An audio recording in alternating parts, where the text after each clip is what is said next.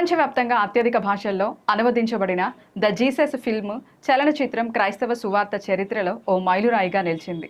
లూకా సువార్త ఆధారంగా రూపొందించిన ఈ చిత్రం యేసుక్రీస్తు జీవితం, సేవ, శిలువపై మరణం, పునరుద్ధానాన్ని ఆధారంగా చేసుకొని 1979లో విడుదలైంది.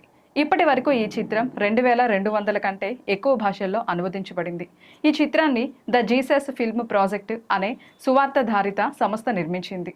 ప్రపంచంలోని ప్రతి వ్యక్తి తమ మాతృభాషలో యేసుక్రీస్తు సందేశాన్ని వినాలని ఒక లక్ష్యంగా ఈ ప్రాజెక్టు ముందుకు సాగింది. చిత్రం విడుదలైన నాటి నుండి ప్రపంచంలోని అనేక దేశాల్లో, గ్రామాల్లో, పల్లెల్లో, గిరిజన ప్రాంతాలలో దీనిని ప్రదర్శిస్తున్నారు. అక్షరాస్యత లేని ప్రజలకు కూడా విజువల్ రూపంలో సువార్తను అందించేందుకు ఈ చిత్రం ప్రధాన సాధనమైంది. ప్రత్యేకంగా ఆఫ్రికా, ఆసియా, లాటిన్ అమెరికా దేశాల్లో మిషనరీలు ఈ సినిమాను ఉపయోగించి కోట్లాది మందికి క్రైస్తవ సువార్తను పరిచయం చేశారు. తెలుగును సహా అనేక భారతీయ భాషల్లో కూడా ఈ సినిమా అందుబాటులో ఉంది.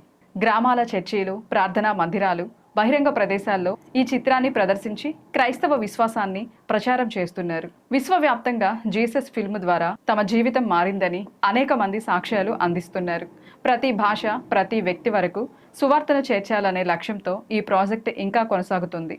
ధార్మిక చిత్రాల చరిత్రలో ఇంత విస్తృత ప్రాచుర్యం పొందిన చిత్రం మరొకటి లేకపోవడం విశేషం.